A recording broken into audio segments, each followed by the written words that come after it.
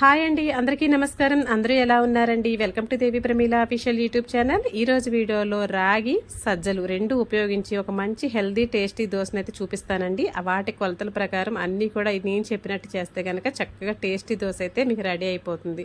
ఒకసారి ఆ కొలతలు చెప్తాను, వీడియో స్కిప్ చేయకుండా లాస్ట్ వరకు చూడండి వీడియోనైతే. నేనైతే ఒక గ్లాసు బియ్యం అయితే తీసుకున్నానండి, రేషన్ బియ్యము.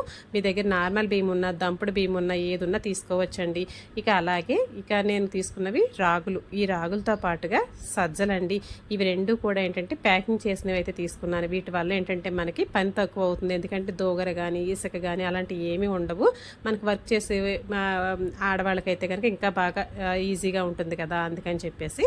అలాగే ఇదిగోండి, చక్కగా ఒక గ్లాస్ అయితే తీసేసుకున్నాను రాగులను కూడాను. అలాగే ఒక గ్లాస్ బియ్యము, రెగ్యులర్గా వేసుకునే మినపగుండు కూడా ఒక గ్లాస్ అయితే వేసేసుకున్నాను. మీ దగ్గర పొట్టు మినపప్పు ఉంటే కనుక విడిగా నానబెట్టుకోండి.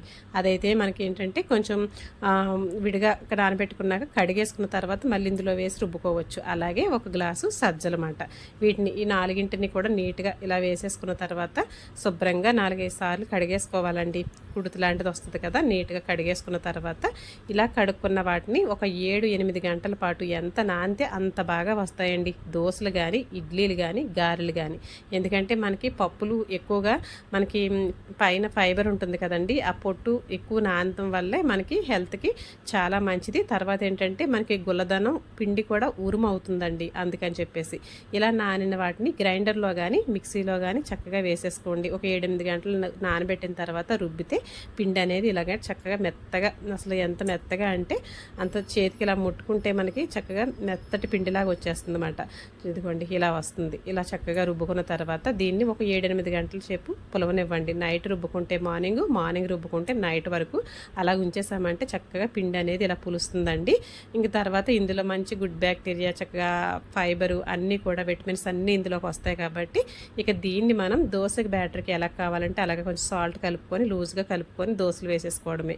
ఇదే కనుక మనకి కొంచెం గట్టిగా రుబ్బుకున్నప్పుడు, ఇంత లూజ్గా కాకుండా కొంచెం గట్టిగా రుబ్బుకున్నప్పుడు కొంచెం పొంగనాలండి.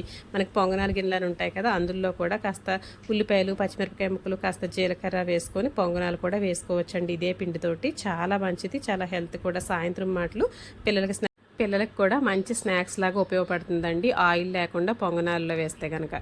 దోశ చూడండి ఎంత పలచగా మనం స్ప్రెడ్ చేస్తే అంత పలచగా స్ప్రెడ్ అవుతుంది. అందులోనూ బ్రేక్ అవ్వకుండా దోశ కూడా చక్కగా పలచగా క్రిస్పీగా కూడా వస్తుందండి, చాలా బాగుంటుంది.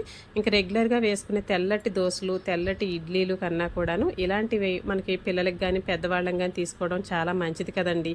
కాబట్టి ఎప్పుడు వేసుకునే మనకి కొర్రలు, రాగులు, సామలు, అరికెలు ఇవన్నీ ఎలా ఉంటాయో వాటితో పాటుగా కొంచెం ఇలాంటివి కూడా మనం ఇంక్లూడ్ చేసుకొని అప్పుడప్పుడు దోశలుగా వేసుకోవచ్చండి. వీటితో పాటు ఉలవలు కూడా వేసుకోవచ్చు, చాలా మంచిది. రాజ్మా అని ఇలాగా నేను నెక్స్ట్ వీడియోస్లో చూపిస్తానండి కొలతల ప్రకారం. ఇప్పుడైతే నేను చూపించిన కొలతల ప్రకారం వేస్తే దోశ అనేది ఇంత చక్కగా నీట్గా వచ్చేస్తుంది అన్నమాట. దీనిపైన మసాలా దోశలు, ఎగ్ దోశలు అలా మీ ఇష్టం అండి, ఏమైనా వేసుకోవచ్చు. నేనైతే కాస్త నూనె, కాస్త నెయ్యి రెండు కలిపి ఇలా చక్కగా పైన వేసి కాల్చుకున్న దోశ అండి. చూడండి ఎంత మెత్తగా ఎంత బాగా వచ్చిందో. వీటి కాంబినేషను చక్కగా పల్లీలు, కొబ్బరి చేసిన పచ్చడి అండి, చాలా బాగుంది కాంబినేషన్. మీకు నచ్చిన చక్క చట్నీలతో చక్క సర్వ్ చేసుకోవచ్చు. ఇవేంటంటే నైట్ పూట కూడా డిన్నర్గా మనం చక్క 2 దోశలు, అంత కర్రీ, అంత పెరుగు చక్కగా పెట్టుకొని కూడా డిన్నర్ అనేది కంప్లీట్ చేసుకోవచ్చండి. దోశలు మాత్రం భలే ఉన్నాయండి, చాలా టేస్టీగా, చక్క మెత్తగా చాలా బాగున్నాయి. పిల్లలు అయితే చాలా బాగున్నాయి, ఇలాగే వెయ్యమ్మ దోశలు అని అంటున్నారండి, చాలా బాగున్నాయి. మీరు కూడా ఒకసారి ట్రై చేయండి. తర్వాత ఈ వీడియో మీకు నచ్చితే కనుక చక్కగా మీ ఫ్రెండ్స్ అండ్ ఫ్యామిలీస్కి షేర్ చేస్తారని భావిస్తూ మళ్ళీ ఒక మంచి వీడియోతో మళ్ళీ ముందుకు వస్తాను. ఉంటానండి మరి.